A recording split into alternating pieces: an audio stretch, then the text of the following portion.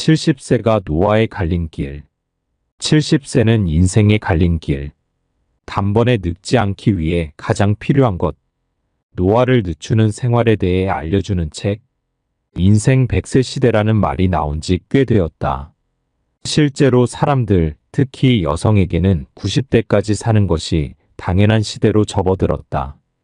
아마도 앞으로 의학적 진보가 계속될 것이니 100세 시대는 꿈 같은 이야기가 아닐 것이다. 그런데 일상생활에 불편함 없이 건강한 삶을 누릴 수 있는 건강 수명은 전혀 다르다. 건강 수명은 평균 수명의 연장을 따라잡지 못하고 있다.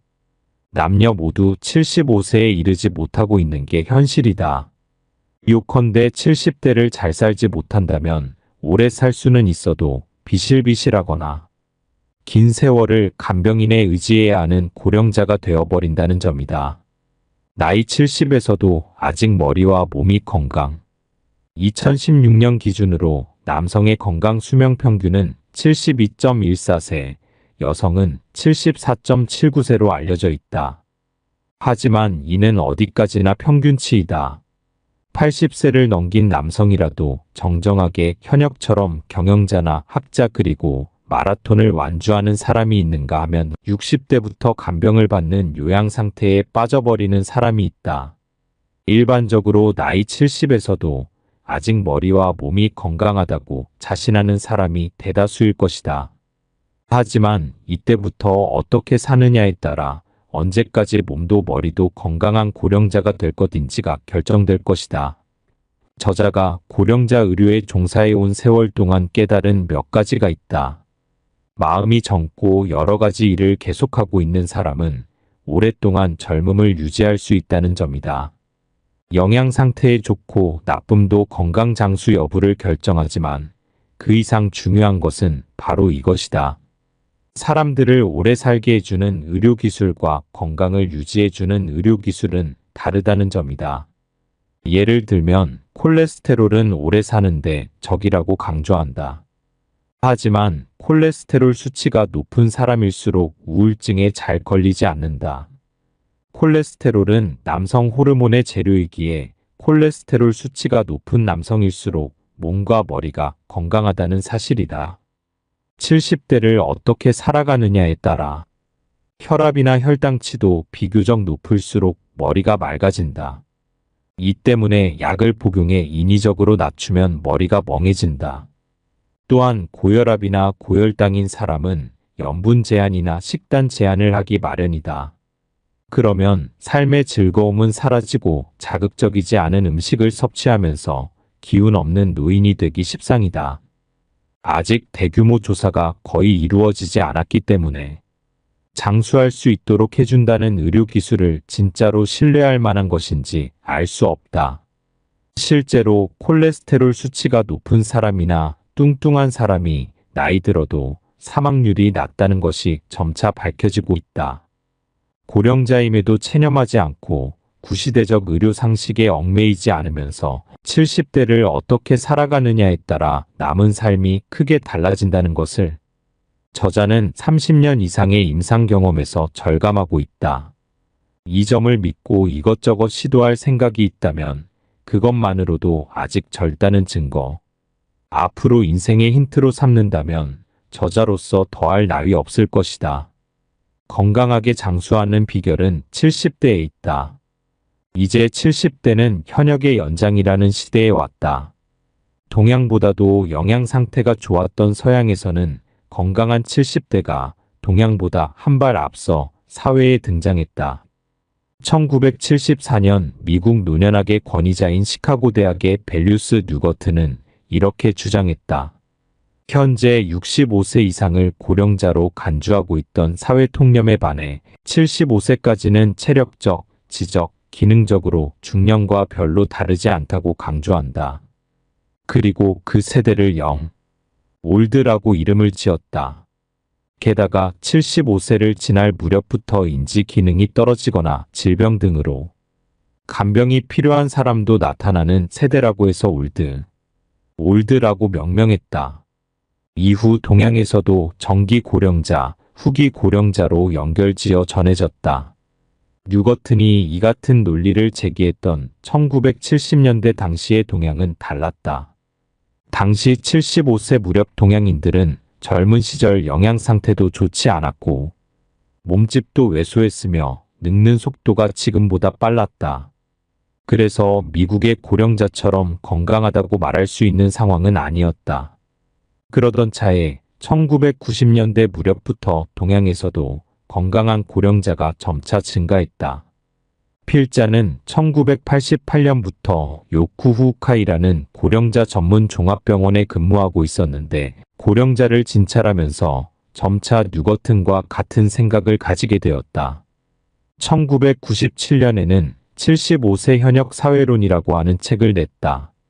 이 책에서 75세 정도까지는 지적 기능이나 체력, 내장 기능 등이 중년과 큰 차이가 없으며 현역 시절처럼 생활을 할 수 있다고 설명했다. 이어 20년 이상이 지난 지금 의료기술은 한층 더 진보해 70대의 간병이 필요 비율도 점차 낮아지고 있다. 이를 근거로 밀어보면 현재 75세가 아닌 80세까지 많은 사람이 현역 시절처럼 활동하는 사회가 되고 있다. 중장년의 연장 10년. 지금까지는 70대가 되면 중병을 앓거나 병원 생활을 강요받거나 간병이 필요해지는 사람이 적지 않게 있었지만 앞으로는 많은 사람들이 스스로 70대를 보내게 될 것이다. 70대라는 10년간은 중장년의 연장으로 일컫는 기간이 된 것이다. 70대라면 몸도 움직일 수 있고 머리도 맑다. 따라서 일상생활의 마음가짐에 따라 80대 이후에 건강한 생활로 이어질 수 있다. 다만 70대에는 특유의 취약함도 있기 때문에 방치한다면 악화될 수도 있다. 그렇기 때문에 항상 주의할 필요가 있다. 인생 100세 시대. 전쟁 후에 극적으로 회춘한 경험을 했다. 이 때문에 인생 100세 시대라면 지금보다 한층 더 회춘할 수 있으며 수명이 연장될 것으로 생각할 수도 있다. 하지만 이는 바른 인식이 아니다. 80세 또는 90세가 되어도 70대처럼 건강하게 활약할 수 있으며 인생의 종점이 늦춰진다고 생각하는 것은 망상에 불과하다. 젊어지는 것이 아니다. 의학 진보로 죽지 않기 때문에 초장수가 된다는 것이 인생 100세 시대의 실상이다. 80세가 되면 모두 늙음에 직면하고 한편으로 수명이 연장된다. 우리 인생 설계를 크게 바꿔야 될 요인이 될 수 있다. 지금까지 기껏해야 10년 정도였던 늙음의 기간이 15년에서 20년으로 연장되는 삶이 표준이 되어가기 때문이다. 향후 노인으로 있을 기간이 늘어난다면 어떻게 살지가 중요한 과제가 아닐 수 없다. 늘어난 기간의 노령기에 삶을 좌우하는 것이 인생 종반의 활동기인 70대이다. 수명이 점점 연장되어 인생 100세 시대에 와 있기에 70대는 점점 중요해지고 있는 것이다. 85세 이상은 대개 치매가 온다. 필자가 고령자 전문의 요쿠후카이 병원에 근무하고 있을 당시 돌아가신 분들의 병리 해부 보고를 매주 하고 있었다. 그때 깨달은 사실인데 85세 이상의 노인 중 알츠하이머성, 치매 증상이 뇌에 보이지 않는 분은 없다는 것이다. 즉, 그 정도의 나이가 되면 뇌는 확실히 늙어간다. 경중의 차이가 있어도 85세가 지나면 모두 뇌가 병드는 주 요인으로 알츠하이머성 치매가 보통이다. 사람 수명이 향후 100세 가까이 연장된다는 사실은 불균형을 초래하기 십상이다. 신체는 어느 정도 건강이 유지되지만 뇌 건강은 그렇게 유지할 수 없다는 불균형이다. 결과적으로 치매 등과 함께 보내는 노년기간이 길어진다는 끔찍한 만년이 기다리고 있다는 말이다. 필자가 의과대학을 졸업한 1985년 전후만 해도 알츠하이머성 치매에 걸리면 5, 6년 만에 죽는 병으로 모두 알고 있었다. 그러나 지금은 이 병에 걸려도 10년 동안 생존하는 것은 보통이다. 앞으로 더 길어질 것이다. 비관적으로 설명한다면 수명이 점차 연장되는 향후 시대의 선택지는 두 가지이다. 아직도 석연하게 해명되지 않은 질병으로 일찍 사망하거나 100세 근처까지 장수하면서 노망하여 죽거나 둘 중 하나라는 것이다. 우리 인생의 말년이 크게 바뀌려 하고 있다. 노력했느냐 안 했느냐에 따라 훗날 큰 차이가 난다. 고령자가 늘어나는 사회는 다른 연령대 사람들이 많은 사회와 비교해보다 더 다양화될 것이다. 예를 들어 초등학생을 예로 들어본다. 일반적인 초등학교라면 우등생과 열등생의 IQ 차이가 있다고 해도 고작 80에서 120 정도의 사이의 수치를 보일 것이다. 50m 달리기를 해도 빠른 아이가 6에서 7초, 느린 아이라고 해도 15초면 달릴 수 있다. 각각의 능력의 차이가 있다고 해도 그 정도밖에 차이가 나지 않는다. 그러나 고령자 사회를 상상해 본다면 좀 다르다. 80세에 치매가 진행되어 대화가 잘 되지 않는 사람이 있는가 하면 그 나름대로 지금까지 일이나 지적인 활동을 계속하는 사람이 있다. 아울러 노벨상을 받아 훌륭한 연설을 할 수 있는 사람마저도 있을 것이다. 눕는 행위가 노화를 재촉한다. 눕기만 하는 생활을 하거나 일상에서 간호가 필요한 사람도 있고 매일 산책하거나 수영이나 골프 등 스포츠를 즐기는 80세 노인도 있을 수 있다. 즉 고령자가 되면 신체 능력과 뇌 기능에서 개인차가 많아진다. 고령자 다수의 사회로 된다면 앞으로의 사회는 확실히 다양성으로 가득 찬 사회가 될 것이다. 건강 격차가 생기는 것은 향후 펼쳐질 사회의 특징이 될 것이다. 젊은 사람이라면 10일 정도 질병으로 병실에 누웠다고 해도 퇴원 후 즉시 평상생활로 돌아갈 수 있다. 하지만 고령자가 되면 그렇게 할 수 없다. 10일 동안이나 몸져 누워버리면 운동 기능은 단번에 약해진다. 뇌 기능도 계속 침대 안에서만 있으면 급속히 쇠약해진다. 그만큼 고령자에게는 뇌 기능, 운동 기능을 유지하기 위해 계속 사용한다는 것이 중요하다. 개개의 능력 차이가 커져가는 초장수 사회에서는 신체와 뇌를 유지하기 위한 노력을 했는지 안 했는지에 따라 훗날 큰 차이로 나타난다. 계속 사용하려는 의식이나 마음가짐이 누구에게나 더욱 중요하다고 말할 수 있다. 단번에 늙지 않기 위해 가장 필요한 것. 지금의 70대는 예전보다 더 젊어졌다 해도 이 연령대만의 독특한 위험도 다수 안고 있다. 특히 의욕 저하나 의욕 상실이 두드러진다.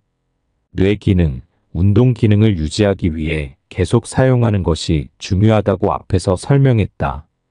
예를 들어 40대, 50대의 사람이 아무것도 하지 않고 빈둥빈둥 생활했다고 해도 하반신이나 뇌 기능이 쇠약해지는 일은 거의 없다. 하지만 빈둥빈둥 생활하는 70대의 경우엔 바로 운동 기능, 뇌 기능이 쇠약해지고 만다. 70대는 의욕적으로 몸을 움직이거나 머리를 사용하지 않으면 금방 간병이 필요한 고령자가 되어버릴 위험이 있다. 이는 많은 고령자 스스로도 알고 있는 사실이다. 하지만 실제로 계속 사용한다는 말을 실천하는 사람은 그리 많지 않다. 왜냐하면 70대가 되면 머리로는 이해하고 있어도 의욕이 떨어져 활동량이 저하되기 때문이다.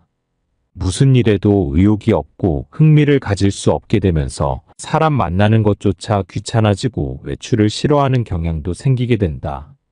의욕 저하는 전두엽의 노화 때문. 이러한 의욕 저하는 뇌 전두엽의 노화와 남성 호르몬의 감소가 주된 원인이다. 전두엽의 위축은 사실 40대부터 이미 시작되며 70대가 되면 더욱 두드러진다.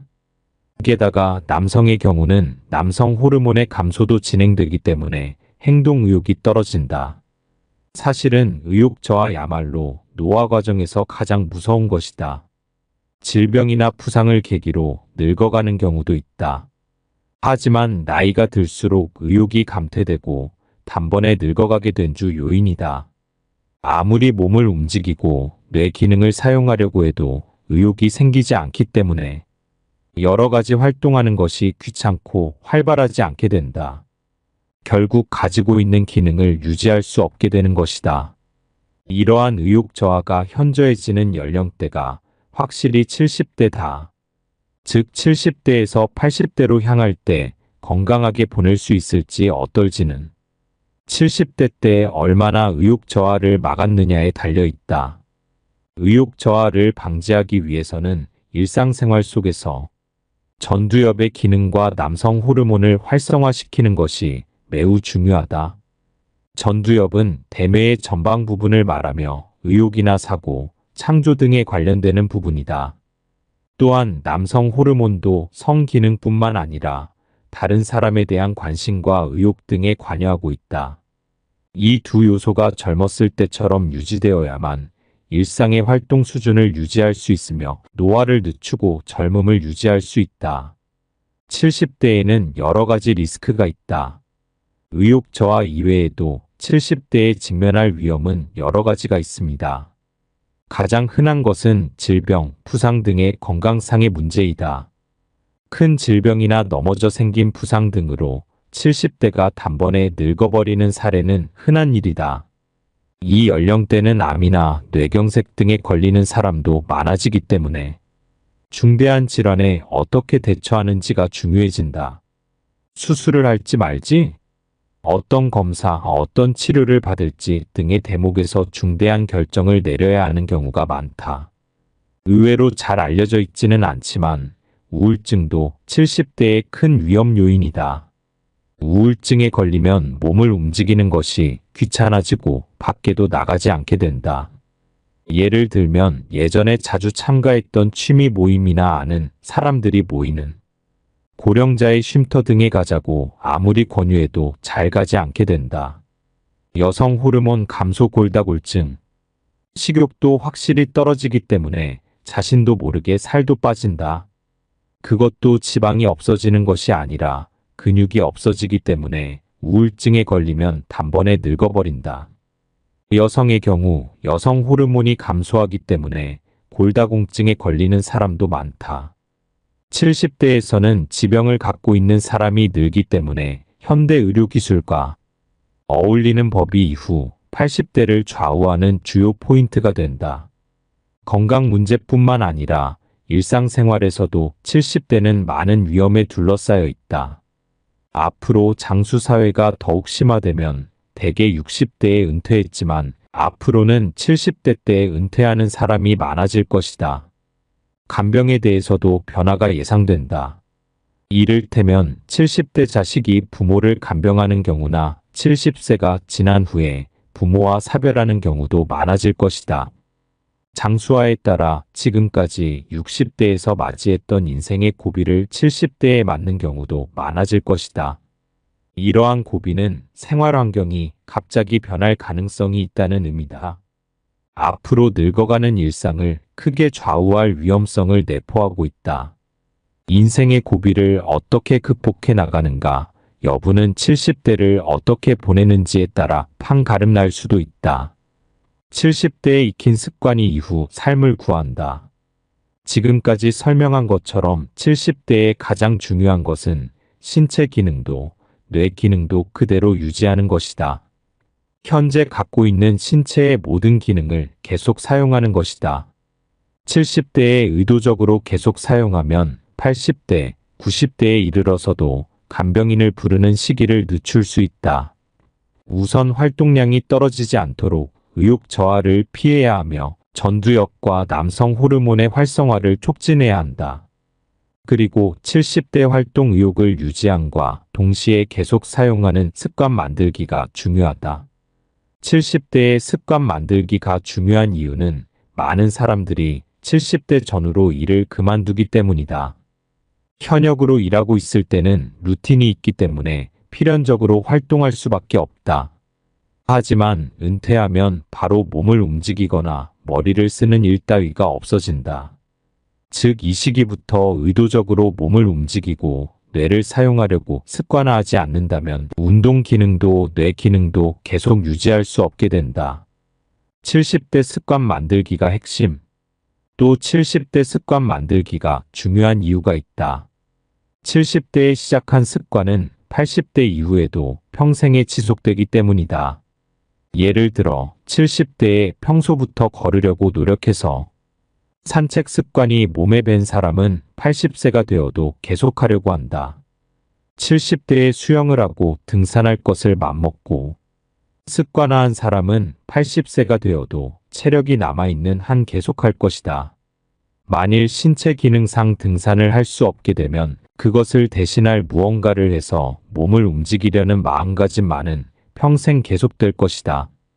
운동뿐만 아니라 연극이나 회화, 바둑장기, 낭독 등의 취미 활동도 70대에 습관화된 사람은 80대가 되어도 거의 그만두기 어려울 것이다. 70대 운동이 최고의 보약, 즉 70대 때 만든 운동 기능이나 뇌 기능을 유지하는데 도움되는 습관은 일생 동안 계속하는 경우가 많다. 그래서 70대에 의도적으로 좋은 습관을 들이는 것이 정말 중요하다. 만약 70대 때 아무것도 하지 않는다면 80대에 들어 새로운 습관을 만드는 것은 꽤 어려울 것이다. 신체 기능은 70대 때보다 더 떨어져 있고 새로운 것을 시작하려는 의욕도 감퇴하기 때문이다. 그렇기에 현역 시대에 가까운 신체 기능이나 의욕이 있는 70대 때 좋은 습관을 유지하는 것이 중요하다. 회사에 재직할 때 자주 골프를 하고 있었지만 정년 퇴직하고 나면 스스로 부담해야 하기에 그만두려는 사람도 있다. 하지만 골프와 같이 몸을 움직이는 좋은 습관은 70대가 되어도 가능한 한 계속하는 것이 좋다. 70대 사람들은 몸은 아무것도 하지 않고 그냥 내버려 둔다면 금방 늙어간다. 그렇기에 기능 유지를 위해서라도 의도적으로 행동하는 것이 매우 중요하다. 이때 의식적으로 좋은 습관을 들이는 것은 80대의 건강을 유지하는 척경이다. 노화를 늦추는 70대의 생활. 어떤 일을 하더라도 은퇴하면 안 된다. 70대의 생활 방식은 참으로 중요하다. 간병을 받는 환자가 되는 시기를 가급적 늦추고 80대 이후에도 건강하게 보내기 위한 마지막 활동이기 때문이다. 정년 연장이나 정년 후에 재고용 등 고령이 되어도 일하는 환경이 준비되고 있지만 그래도 70대가 되면 근무하던 회사를 그만두고 퇴직하는 사람이 많을 것이다. 70대 때 단번에 늙는 사람은 전형적으로 은퇴한 직후부터 일체 활동을 그만두는 경우이다. 지금까지 열심히 일해왔기 때문에 퇴직하면 이제 아무것도 하지 않고 집에서 빈둥빈둥 지내고 싶다고 손꼽아 퇴직하는 날을 기다리는 사람도 있다. 그러나 70세까지 현역으로 일을 하던 사람이 퇴직 후에 무엇을 할지 생각하지도 않고 은퇴하면 단번에 늙어버리는 일이 많다. 직장에서 일할 때는 책상머리 같은 루틴한 업무라도 통근하는 경우 생각보다 몸을 많이 사용하고 있다. 그런데 퇴직하고 나서 집에만 틀어 박여있는 70대라면 약 한개월 정도 지나면 운동 기능 가운데 상당 부분이 저하되기 쉽다. 뇌 기능 측면에서도 일하고 있으면 매일 나름대로 지적 활동이나 다른 사람과의 의사소통 등의 활동으로 다양한 상황을 접하게 된다. 반면 집에서 지내면 평소 뇌 활동이 없어지고 치매 위험도 높아진다. 특히 전두엽의 노화가 단번에 진행된다. 전두엽이란 창조적 능력이나 다른 사람에 대한 공감 능력, 예상치 못한 일에 대처하는 능력에 관여하는 부분이다. 이 부분이 노화되면 어떤 일에도 의욕이 생기지 않고 활동 자체를 귀찮아한다. 운동 기능의 저하와 뇌의 노화가 더욱 가속화될 것이다. 외형적인 인상에서도 발랄한 느낌을 잃은 기운 없는 노인으로 변모하게 된다. 그렇게 되지 않기 위해서라도 조만간 퇴직을 맞이할 단계라면 퇴직 이후 무엇을 할 것인지 미리 준비를 해둬야 한다. 퇴직하고 잠시 쉬었다가 다음에 무엇을 할지 생각한다면 어느새 게으른 생활에 휩쓸려 습관으로 굳어버리는 경우가 허다하다. 70대에도 신체적 기능은 비교적 건강하다지만 전두엽의 노화는 이미 40대부터 진행되고 있다. 퇴직 후에 일해야 늙지 않는다. 퇴직 후도 사회와 관계를 맺는다는 의미에서는 물론 이 전부는 아니다. 반상회 임원이나 아파트 관리조합의 임원, 취미 모임의 직무를 맡는 것도 좋다. 자원봉사 활동도 퇴직 후에 사회에 참여하는 하나의 선택지이다. 누군가와 협동해서 누군가의 도움이 되거나 누군가 나를 필요로 한다고 느끼는 것은 언제까지나 현역 의식을 유지하는데 큰 도움이 될 것이다. 70대가 되면 특히 은퇴 등은 생각하지 말고 현역 의식을 유지하는 것이 중요하다. 그것이 단번에 늙는 것을 막아준다. 고기를 먹는 습관이 노화를 늦춘다. 80대 건강을 유지하기 위해서는 70대 생활에서 유의해야 할 두 가지 포인트가 있다. 활동 의욕을 유지하는 것과 운동 기능을 유지하는 것 두 가지이다. 질병을 앓다 갑자기 늙는 경우도 있지만 그렇지 않은 경우도 있다. 노화는 의욕이 떨어지면서 가속화된다. 어떤 일에도 관심을 갖지 않고 몸을 움직이는 것이 귀찮다. 사람도 만나고 싶지 않고 외출도 하고 싶지 않다는 등 비활동의 경향은 70대가 되면 자연스럽게 강해진다. 이런 의욕 저하를 막지 않으면 일상생활의 활동량은 자꾸 떨어져 운동 기능도 뇌 기능도 단번에 늙어간다. 그래서 70대가 되어도 이전 연령대처럼 의욕을 되도록 유지하는 것이 건강을 유지하는 첩경이다. 또 운동 기능에서도 70대의 신체를 어떻게 사용하느냐에 따라 80대 이후의 기능이 결정된다고 할 수 있다. 70대에 스스로 의식하고 적절한 운동을 유지하는 것이 중요해진다. 그러면 구체적으로 어떠한 일을 하면 좋은가? 우선 의욕의 저하를 막는 의미에서 권하고 싶은 것은 고기를 먹는다는 것이다. 고령이 되면 육류를 삼가고 야채 중심의 식사가 몸에 좋다고 생각하는 사람도 많지만 이는 잘못된 사실이다. 실제로 현역 시절에 비해 꽤 간편한 식사를 즐겨하는 사람도 많다. 그런 사정 때문인지 70세 이상의 5명 중 1명이 단백질 부족이라고 한다.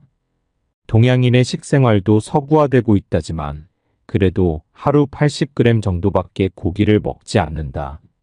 미국인은 300g 정도 섭취한다. 미국인만큼 먹을 순 없지만 아직 동양인에게는 고기가 부족하다.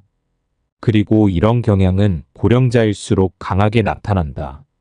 나이가 들고 의욕 수준이 저하되는 이유에는 여러 가지가 있지만 그중 하나가 뇌신경 전달 물질인 세로토닌의 감소이다. 세로토닌은 일명 행복 물질이라고 한다. 사람에게 행복감을 가져다 주는 물질이다. 무심코아 행복하다고 느낄 때가 있다. 그런 감정을 불러일으키는 물질이다. 이 세로토닌이 감소하면 일상의 행복감은 희미해진다. 발랄한 감정이나 젊음, 활동 의욕이 저하된다. 기분이 가라앉거나 짜증이 나거나 감정이 불안정해지고 우울증에 걸릴 위험이 높아진다. 세로토닌은 나이가 들수록 점점 감소한다. 이 때문에 나이가 들수록 의욕도 떨어지고 우울증에 걸리는 사람도 늘어나는 이치다. 그러나 세로토닌의 감소는 고령이 되어도 생활 습관을 바꾸면 개선할 수 있다. 그중 가장 손쉽고 좋은 방법은 육류 섭취이다. 세로토닌의 재료가 되는 것이 트립토판이라는 아미노산인데 가장 많이 함유되어 있는 식품이 고기이다. 고기를 적극적으로 섭취하면 세로토닌의 생성이 촉진되어 의욕 저하를 막는 작용을 하게 된다.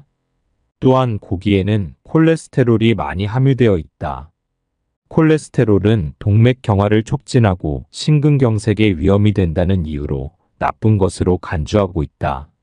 하지만 고령자에게는 반드시 기피해야 하는 게 아니다. 심장 질환의 원인에서 선두인 미국이라면 콜레스테롤을 나쁜 물질로 간주하는 것도 이해할 수 있다.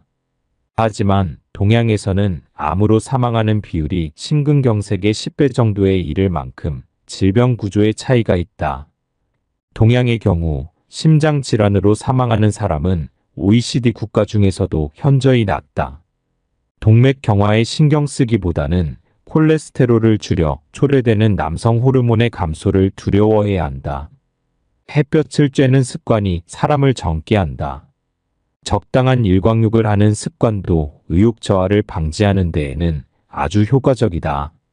앞서 설명한 대로 사람의 의욕과 밀접한 관계가 있는 뇌속 물질, 세로토닌은 빛을 받으면 다량 생성되기 때문이다. 뭔가 고민이 있어 방 안에서 생각에 잠겨 있으면 기분도 가라앉는다. 하지만 밖에 나와 햇볕을 받으면 기분이 가벼워지고 밝은 기분을 되찾을 수 있다. 이 또한 뇌 속에서 세로토닌이 작용을 하고 있기 때문이다. 우울증 있는 사람은 세로토닌이 부족하다고 알려져 있지만 치료법 중에 광요법이라는 것이 있다. 인공적인 강한 빛을 일정 기간 받는 요법이지만 증상 개선에는 효과가 있다. 빛을 쬐는 것으로 세로토닌을 증강시키면 기분을 가볍게 하고 의욕을 증진시킬 수 있다. 단 일광욕이 중요하다고 해도 굳이 뭔가를 할 필요는 없다. 고령자는 자외선에 의한 기미가 남기 쉽기 때문에 일부러 의자에 앉아 선탠을 할 필요 등은 없다. 하루 한 번은 방 밖으로 나가 햇볕을 받으면 그만이다. 가장 손쉬운 방법은 산책이다. 일 없이 산책하는 것이 싫은 사람은 마트에 가서 쇼핑하는 것도 한 방법이다. 어쨌든 하루 종일 방 안에 있는 것만은 피하고 낮에 밝은 빛을 받는 습관을 들이자. 이것만으로도 고령자가 의욕 감퇴를 막는 매우 효과적인 방법이다. 또한 햇볕을 받아 만들어진 세로토닌은 밤에 뇌 속에서 멜라토닌이라는 호르몬을 생성한다. 이 멜라토닌은 수면 호르몬이라고도 불리며 수면과 깊은 관련이 있다. 흔히 고령자가 되면 잠이 얕아지거나 불면증을 호소하는 사람이 많이 있는데 이는 멜라토닌이 감소하기 때문이다. 젊을 때는 얼마든지 잘 수 있지만 나이가 들면 수면 시간이 줄어드는 경향이 있다. 아침 일찍 눈을 뜨게 되는 것도 나이가 들수록 멜라토닌이 줄어들기 때문이다. 그러나 노화에 따라 멜라토닌이 줄었다고 해도 낮에 햇볕을 쬐어 멜라토닌을 보충할 수 있다. 낮에 많은 세로토닌을 만들어두면 밤에 멜라토닌이 생성되기 때문이다. 멜라토닌이 증가하면 숙면을 취하게 되고 불안감도 없어지며 우울증 예방도 된다. 발랄한 70대, 80대를 살기 위해서는 멜라토닌은 매우 중요한 뇌 호르몬인 것이다. 새삼스럽게 일광욕 시간을 만들 필요는 없지만 어쨌든 낮 동안 집 밖에 나와 햇볕을 받는 습관만은 만들자. 그리고 70대가 되면 적어도 밖으로 나가는 습관을 줄여서는 안 된다. 70대의 운동 습관을 들이는 법. 70대 생활에서 또 한 가지 중요한 포인트는 운동 기능을 유지하는 것이다. 아직 70대라면 나름대로 몸을 자유롭게 움직일 수 있는 사람이 대다수이기에 이 타이밍을 놓치지 않도록 유의해야 한다. 여기서 의식적으로 몸을 움직였는지 여부는 80대가 되어도 운동 기능을 오래 유지할 수 있는지를 결정한다. 지금까지 수차례 언급했다. 70대가 되면 의욕의 쇠퇴를 피할 수 없다. 행동하는 것이 귀찮게 느껴져 몸을 움직이는 일도 자연스럽게 줄어들기 십상이다. 그렇기 때문에 의식적으로 운동하는 것이 중요하다. 다만 70대 사람들에게는 너무 격렬한 운동은 가급적 피하는 것이 좋다. 가끔 몸에 좋다고 생각해서인지 굉장히 무리를 하는 사람을 볼 수 있다. 하루 종일 헬스클럽에 있는 사람이나 하루 20km나 달리는 사람도 있다. 이런 유형의 사람은 컨디션 체크를 수시로 하면서 운동해야 한다. 느슨한 운동이 효과적. 70대의 경우는 부하를 너무 많이 걸면 신체가 반대로 약해져 버린다. 이 때문에 충분히 주의가 필요하다. 또한 격렬한 운동은 신체를 산화시켜 노화를 빠르게 진행시킨다. 사실은 느슨한 운동을 하는 것이 효과적이다. 70대의 사람이 일상적으로 몸을 움직인다고 하면 산책이 최적이라 할 수 있다. 운동을 무리하지 않게 꾸준히 하는 것이 가장 중요하다. 산책의 경우라면 손쉽게 자신의 페이스로 계속해서 할 수 있는 것이다.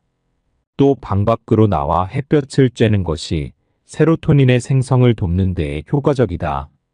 세로토닌은 활동 의욕을 증진시키고 정신적으로 사람을 젊게 만들어준다. 일상 속에서 운동 기능을 유지하는 것에는 이로운 것들이 많다. 예를 들어 외출을 했을 때 지하철역이나 상업시설 등에서 무심코 계단을 피하고 엘리베이터나 에스컬레이터를 찾거나 하고 있지 않은가. 그럴 때는 충분한 안전을 확보할 수 있다면 가끔은 노화 방지라고 생각하고 계단을 이용해보자. 이럴 때도 올라가는 계단보다는 내려가는 계단에서 제대로 걸어야 한다. 공공기관 등에서는 에스컬레이터가 하나밖에 없는 곳이 아직 많다. 상행 에스컬레이터밖에 설치되어 있지 않은 곳이 그런 곳이다. 본래 고령자에게 있어서 오르막 계단은 시간이 걸려도 의외로 오를 수 있는 것이다. 반대로 내려가는 쪽의 근력이 약해지게 되면 무서워서 걸을 수 없게 된다. 나이를 먹어도 약해지는 근육과 약해지지 않는 근육이 있다. 계단을 오르내릴 때는 내려올 때의 근육 쪽이 먼저 약해진다. 그래서 언제까지나 자신의 발로 걷는 것을 목표로 한다면 계단에서는 내려가는 것을 연습하는 것이 효과적이다. 발밑을 보고 있으면 잘 알 수 있는데 계단을 성큼성큼 내려갈 수 있다는 것은 아직 다리가 젊다는 것이다. 넘어질 우려가 있다면 그만두는 편이 좋다. 하지만 무리가 없을 정도로 계단을 이용하여 다리 힘을 유지하자. 산책 이외에도 최근에는 물속에서 걷기를 하고 있는 사람도 자주 본다. 이것도 몸에 부하를 주지 않는 좋은 운동이다. 누워있지 않는 생활이 넘어질 위험을 줄인다. 넘어져 다치는 건낙상 사고도 70대 나이에서는 단번에 늙어버릴 위험 요인이라고 할 수 있다. 젊은 사람이라면 골절되고 3주 입원했다 하더라도 단 시일 내 일상으로 복귀할 수 있다. 그러나 고령자가 3주 동안 입원하면 운동 기능은 물론 뇌 기능도 단번에 쇠약해져 버린다. 병원이라는 낯선 환경에서 불편한 생활에 얽매이면 치매 같은 증상이 나타나기 시작하거나 치매가 진행되기도 한다. 운동 기능을 회복하기 위한 재활 기간도 고령이 되면 길어지며 경우에 따라서는 후유증이 남는다. 입원 중 수술 등으로 체력이 떨어져 체력과 면역력을 저하시킨다. 단번에 늙어버리는 사례를 자주 볼 수 있다. 최악의 경우는 입원 중에 다른 질병도 유발할 수 있다. 또 다른 와병 생활 누워있기만 하는 생활로 악화되는 경우도 자주 볼 수 있다. 이와 같이 70대에 넘어지는 것은 그 후의 인생을 크게 좌우할 위험이 있다. 넘어지는 것을 미리 방지하는 건강한 생활이 80대를 건강하게 보내는 열쇠이다. 맛있는 것을 먹고 면역력을 높이자. 고령자가 되면 다이어트는 아니더라도 콜레스테롤과 혈압, 요산 수치 등에 신경을 쓴 나머지 먹고 싶은 것을 제대로 먹지 않고 참는 사람이 많다. 물론 중병을 앓고 있다면 아무래도 제한하지 않으면 안 되는 경우에는 참아야 한다. 그러나 콜레스테롤이 좀 높아서 라든가 요산 수치가 걱정되기 때문이라든가 하는 정도의 이유라면 70대에서라도 좋아하는 음식을 참을 필요는 없다. 폭식은 몸에 좋지 않지만 그렇지 않을 경우 좋아하는 것을 참지 말고 먹어도 된다. 고령자가 되면 식욕도 떨어지고 몸에 좋다고 곡류 위주로 식단을 꾸리는 사람도 많다. 그러나 실제로는 영양 부족한 사람이 대다수다. 좋아하는 음식을 참는 것보다 먹고 싶은 것을 먹고 영양을 취하는 것이 좋다. 또 70대에게는 100세까지 생존하다고 가정해도 앞으로 30년이다. 어떻게 살고 싶은지에 대해 생각해 볼 필요가 있는 것 아닌가. 혈압이나 콜레스테롤 수치 등을 언제까지나 신경을 쓰고 참으면서 장수하고 싶은 것인지 우선 그것보다 몇 년 수명이 짧아져도 먹고 싶은 것 먹는 기쁨을 누리고 사는 생활 가운데 어느 쪽이 행복한 삶인지 생각할 필요가 있다. 필자는 열심히 먹고 싶은 것을 참는다고 해도 장수할 수 있을지조차 의심스럽다고 생각한다. 원래 혈압과 콜레스테롤 수치를 낮추기 위한 식사 제한은 동맥경화를 방지하기 위해 권장되고 있다. 하지만 이는 미국인 통계와 연구 데이터에 근거한 것이다. 혈압과 콜레스테롤을 억제하는 것이 장수로 이어진다고 하는 동양인을 대상으로 한 대규모 조사 결과는 아직 없다. 인종의 차이나 허혈성 심장 질환이 많은 미국과 암이 많은 동양이라고 하는 질병 구조의 차이가 있다. 이런 가운데 미국의 연구 결과를 그대로 동양인에게 들어맞는지 확실하지 않다. 정확하게 말하자면 아무도 모른다. 그 확증이 없는 것들을 위해 열심히 참거나 고생하는 것이 의미가 있다고 필자는 생각하지 않는다. 동양에서 동맥경화로 사망하는 사람은 구미 미국과 유럽 각지에 비해 현저히 적다. 동양인에게 가장 큰 사망 원인은 암이다. 암 예방에 있어서 가장 중요한 것은 면역 기능을 유지하는 것이다. 그러나 먹고 싶은 것을 참는 생활은 동맥경화는 막을지 모르지만 면역 기능을 저하시켜버린다. 그렇게 되면 암에 걸릴 위험이 높아진다. 맛있는 음식을 먹을 때 사람의 전두엽은 크게 활성화한다. 반대로 절제된 생활을 한다면 전두엽의 활성화와 좋아하는 음식을 먹을 때의 행복감은 사라진다. 뇌의 노화를 앞당겨버릴 것이다. 뇌의 노화는 건강한 만년을 보내는데 가장 유의해야 한다.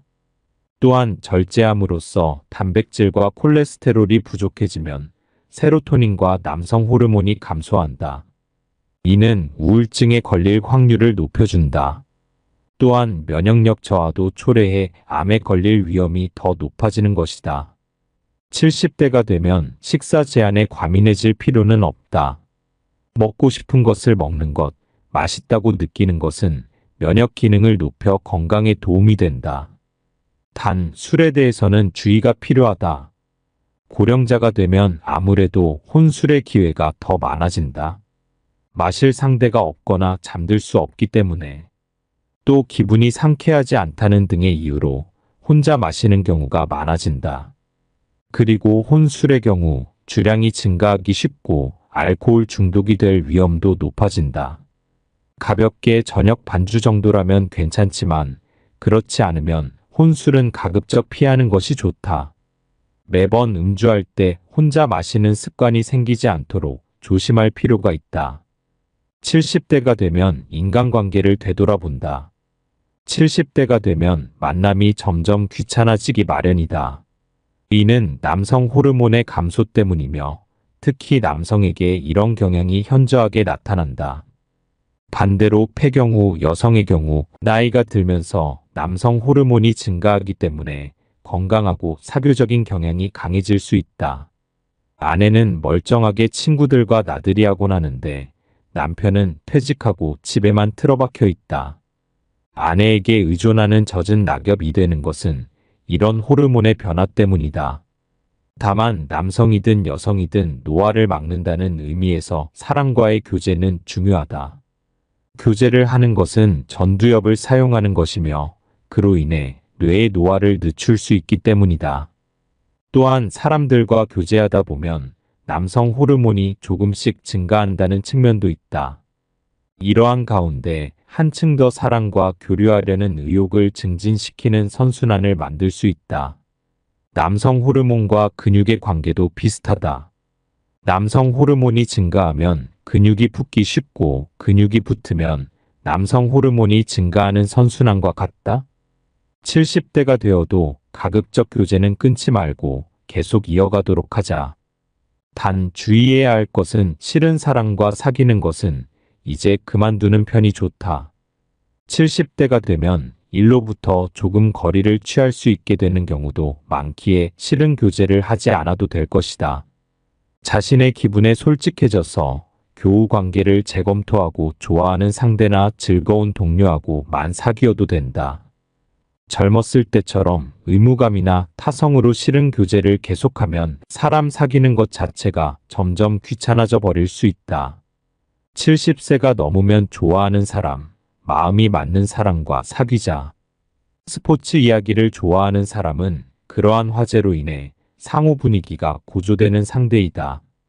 정치 이야기를 좋아하는 사람은 그러한 이야기를 할 수 있는 상대이다. 뭐든지 하고 싶은 말을 주고받을 수 있는 상대가 이상적이겠다. 정치적인 입장이 다르거나 응원하는 야구팀이 달라도 하고 싶은 말을 주고받을 수 있는 상대와의 교류는 전두엽 활성화에 최적이다. 다만 고령이 되면 이미 전두엽의 위축이 진행되고 있다. 이 때문에 의견이 차이로 인해 자주 싸움이 일어나기도 한다. 예를 들어 젊었을 때라면 정치적으로 대립하는 의견을 상대가 말해도 잠자코 듣고 있었을 텐데 나이가 들면 화가 나서 용서할 수 없게 되거나 하는 것이다. 만약 그런 험악한 관계가 된다면 의견 비슷한 사람들과 어울리는 것이 좋겠다. 그래도 혼자 있는 것보다는 전두엽을 활성화시킬 수 있다. 만날 때마다 불쾌한 마음이 든다면 교제 자체가 싫어진다. 마음이 맞는 상대를 찾기 위해서는 자신과 같은 취미의 인간을 찾는 것도 하나의 방법일 수 있다. 영화를 좋아하는 사람, 라면을 좋아하는 사람, 철도 여행을 좋아하는 사람 등 취미가 일치하면 마음 맞는 상대도 찾기 쉬운 것 아닐까. 다만 아무리 사람과의 교제가 노화 늦춤에 좋다고 해도 만남 자체를 달가워하지 않는 사람도 있을 것이다. 젊었을 때부터 교제가 서툴렀고 이제 겨우 노후를 맞아 혼자 한가롭게 지내려고 하는데 이제 와서 굳이 인간관계에 신경 쓰고 싶지 않다는 것을 이해할 수 있다.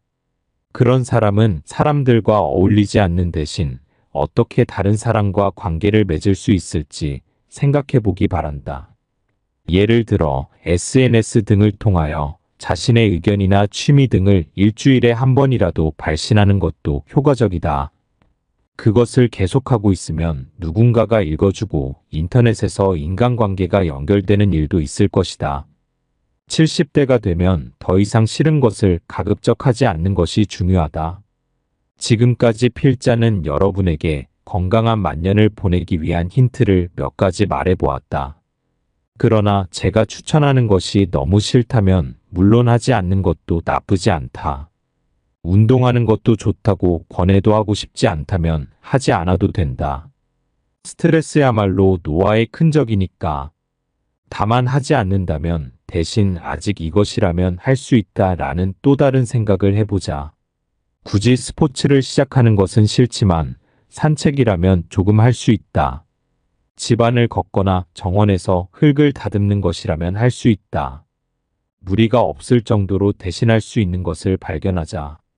그런 것만으로도 당신의 몸과 마음을 젊고 발랄하게 하는데 큰 도움이 될 것이다.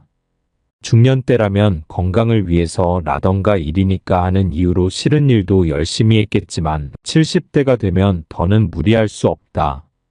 무리해서 싫은데도 한다면 과도한 스트레스를 받아 당신의 면역력을 저하시키거나 몸과 마음에 손상을 주게 된다. 힘들면 힘들수록 큰 성과가 기다리고 있다는 생각에서 벗어나도록 하자. 70대는 즐기고 있는가? 아닌가? 가 면역 기능에 크게 영향을 미친다. 정말 싫은 건 되도록 하지 말자. 이것이 70대의 생활 방식에서 중요하다. 모르면 수명이 단축되는 70대의 의료기술을 다루는 법. 지금 복용 중인 약을 되돌아본다. 70대가 되면 지병이 있는 사람도 증가하고 일상적으로 병원에 다니는 사람도 많아진다. 큰 별을 앓고 큰 결단을 내려야 하는 일도 생길 것이다. 70대 시절에는 의료와의 관계 자체가 80대 이후의 생활을 크게 좌우한다고 할 수 있다. 이번 장에서는 70대의 사람이 80대 이후를 건강하게 보내기 위해 어떻게 의료 분야와 관련되면 좋을지 기술하고자 한다. 일단 약물에 대해 설명할 것이다.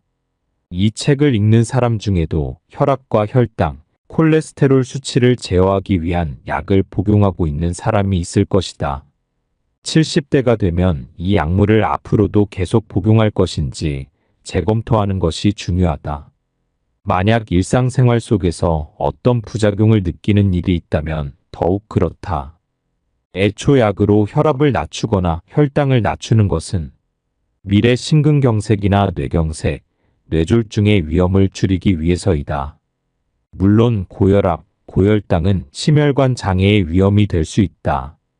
그러나 약물로 이른바 정상치까지 혈압과 혈당치를 낮춰버리면 몸도 나른해지고 머리가 멍한 상태가 돼버리는 경우가 자주 발생할 것이다. 앞으로 10년 후 심근경색에 걸릴 위험을 낮추기 위해서 지금부터 계속 약을 복용하면서 힘없는 생활을 계속하는 것이 과연 의미가 있을까? 검사 수치는 정상 범위로 되돌려졌다고 해도 몸이 나른하고 활동량이 떨어지면 점점 기운 없는 노인이 될 뿐이다. 우선 필자가 보기에 70대가 되면 쾌적함을 우선시하는 편이 좋다. 당장 복용 중인 모든 약을 끊을 수는 없다. 그렇지만 적어도 의사가 말하는 정상치에 구애받지 말고 일상적인 활동량을 떨어뜨리지 않는 정도의 복용량을 조절하는 것이 좋다고 생각한다. 또한 혈압과 혈당치를 낮춰 심혈관 장애의 위험을 줄였다고 해도 심근경색으로 죽는 사람은 적다. 제일 흔한 사망 요인은 암 질환이다. 혈압, 혈당치를 과하게 조절할 필요 없다. 혈압과 혈당, 콜레스테롤 수치를 낮추는 약은 동맥경화를 방지하고 심혈관 장애의 위험을 낮추는 효과는 있다. 하지만 신체의 나른함과 활력 저하를 초래하고 면역 기능도 저하시켜버린다. 전체적으로 보면 이러한 약물의 복용을 고집하는 것은 좋지 않다고 본다. 장기간의 약물 복용은 건강 장수에 위험하다고 생각한다. 필자의 경우를 여기서 소개하겠다. 몇 년 전 설날 심한 감기에 걸린 후부터 목이 너무 말라 한밤중에 화장실에 5번이나 가게 되었다. 그것이 한 개월 지속됐기 때문에 근무 중인 병원에서 혈당치를 측정했더니 600이었다. 이 수치라면 보통 입원을 시키는 수준이다. 진찰을 받아준 아는 의사는 인슐린을 맞도록 권유했지만 필자가 절대 싫다고 저항했다. 다른 내복약으로 어떻게든 대처했다. 지금까지 필자는 승용차나 택시만을 타고 다니며 일절 걷지 않는 생활을 하고 있었다. 하지만 그 혈당치 사건을 계기로 가능한 한 걸어 다니는 생활로 바꿨다. 그 보람도 있다. 현재는 혈당 수치도 200 정도로 조절을 할 수 있게 되었다. 혈당치에 예민할 필요 없어. 200이면 목이 쓸데없이 마르거나 한밤중에 화장실에 갈 일도 없다. 생활에 지장이 없는 수준이다. 솔직히 말해 필자의 수치도 200 정도로 높다. 하지만 더 이상 수치를 낮추면 머리가 멍해질 것 같아서 이 수치로 관리하고 있다. 필자는 혈압도 높고 강압제도 복용하고 있다. 약을 먹지 않으면 220 정도인데 170 정도가 되도록 약으로 조절하고 있다. 혈압 220 정도로는 그다지 머리가 아프거나 하는 것도 아니고 자각 증상이 있는 것도 아니다. 문제는 없었지만 의사에게 진찰을 받았더니 신비대 경향이 있다고 들었다. 혈압이 높다는 것은 심장이 열심히 일하고 있다는 증거다. 이 때문에 심장의 근육이 붙어 커져버린 상태를 말한다. 신비대가 진행되면 심주전의 위험이 높아진다고 의사가 말했다. 그래서 필자도 약으로 혈압을 낮추기로 했다. 약을 먹기 시작할 무렵에는 정상치까지 혈압을 낮췄다. 아무래도 나른하고 머리도 띵해서 일이 손에 잡히지 않았다. 그래서 결과적으로 지금 170 정도로 컨트롤을 하고 있는 셈이다. 그리고 몇 년 후 심장 검사를 다시 받았지만 신비대가 이전보다 개선되었다고 한다. 이 때문에 지금도 조금 높은 수치로 관리하면서 생활하고 있다. 혈압약의 부작용을 주의해야. 대부분의 의사들은 모두 검사 결과 나온 수치보다 낮게 정상 수치까지 낮추라고 한다. 그때 나른하다, 머리가 띵하다 등 평소와 다른 증상이 있다면 참지 말고 말해야 한다. 의사에게 증상을 이야기한 뒤 약물의 변경을 부탁해도 좋을 것 같다. 의학 지식이 없는 환자라면 약간씩 약물의 부작용이 있어도 의사가 건강을 위해 처방한 것이니 믿고 참으려고 한다. 하지만 그런 인내는 필요가 없다. 참아봤자 그것으로 건강 장수할 수 있다는 등의 확증은 없다. 확증도 없으면서 가만히 버틴다면 쓸데없는 창기라고 할 수밖에 없다. 70대가 되면 이런 약물의 복용을 너무 고집하지 말고 생활의 질을 떨어뜨리지 않도록 유연하게 대응하는 편이 건강한 70대, 80대를 보낼 수 있다고 필자는 생각한다. 70대는 우울증에 걸릴 위험이 높다. 행복 호르몬이라 불리는 세로토닌은 신경전달 물질이다. 40대 무렵부터 분비량이 줄어들기 시작하여 70대가 되면 그 감소 추세는 더욱 현저해진다. 불안감이 더해지거나 의욕이 저하되거나 우울증에 걸릴 위험을 높이는 요인으로 작용한다. 만약 최근 밤에 잠들 수 없다. 식용이 없어 먹을 수 없게 되었다. 기분이 풀리지 않고 무슨 일을 해도 의욕이 나지 않는다. 이런 증상이 있다면 망설이지 말고 정신과 의사에게 진찰받아야 한다. 감기 정도로 쉽게 병원 가는데 마음이 안 좋은 경우엔 자살할 때까지 병원에 가지 않는다는 점이다. 유럽 등은 보험이 충실하기 때문에 예약을 하고 나서 진찰받기까지 일주일 정도 걸리는 경우도 보통이다. 감기 정도로는 병원에 가지 않는 습관도 있을 것이다. 그러나 자살할 정도의 우울증을 가진 사람이라면 반드시 병원에 가는 게 선진국 사람들의 관행이다.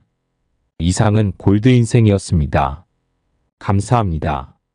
사랑합니다. 항상 즐거운 나날이 되세요.